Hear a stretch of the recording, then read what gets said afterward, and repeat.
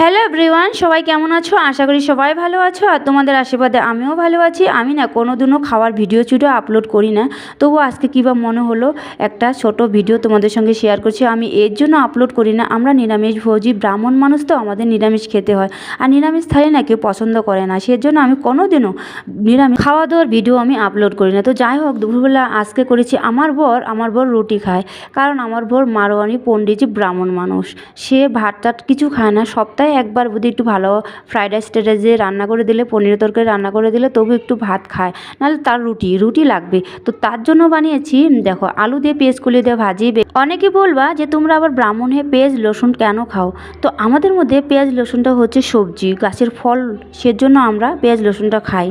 মারোয়ারির মধ্যে জীব হত্যা করে খাওয়াটা মহাপাপ, মানে মুখে আনাটাও পাপ, সেজন্য পেঁয়াজ রসুনটা খায়, বাকি একদম টোটাল বন্ধ। তো যাই হোক, দুপুরবেলা করেছি বেগুন পোড়া, পেঁয়াজ কুলি দিয়ে আলু দিয়ে ভাজি, বেগুন ভাজি, লাউ দিয়ে ডালের বড়ি দিয়ে একটা মাখা মাখা তরকারি করেছি, আর তোমার কাঁচা টমেটোমের চাটনি করেছি। সেটা চাটনিটা বানিয়ে তার মধ্যে ঘি দিয়েছি। তো এটা হচ্ছে উনার খাওয়া। ভাতটা কিন্তু সে একদমই হাত দেবে না, আমি একটু থালে সাজানোর জন্য তাকে দিয়েছি। এত সবজি কিছুই খাবে না, কারণ তারা রায়তা, দই, লস্যি এইসব তারা খায়। তো এইসব না ফ্রিজে আছে, আমি সেগুলো দেখালাম না। থালিটা ওনার সামনে দিয়ে বললাম, ফ্রিজের মধ্যে আচার আছে, দই আছে, লস্যি আছে, রায়তা আছে, তুমি নিয়ে খেও। মেয়ের স্কুলের ছুটির সময় হয়ে গেছে, মেয়ে আসতে পারবে না, আমি যাই মেয়েকে নিয়ে আসি। বলে ঠিক আছে, আমি যতটুকু খাবো, তুমি মেয়েকে নিয়ে আসো। আমার মেয়েকে স্কুলে সকালবেলা আমি দিয়ে আসি, আবার নিয়ে আসি, কারণ রাস্তার মধ্যে না অনেক গরু ভ্যাঁস থাকে, মেয়ে আসতে পারে না একা একা, সেজন্য।